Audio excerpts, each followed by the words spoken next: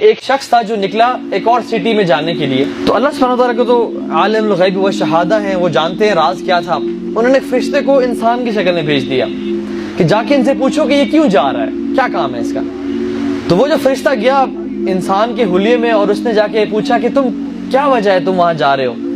کہتا ہے اپنے بھائی سے ملنے کے لیے جا رہا ہوں۔ تو اس نے کہا کہ کوئی تمہارا آپس اس سے کام بھی ہے، یعنی کچھ تم نے اسے لینا ہے، کچھ دینا ہے؟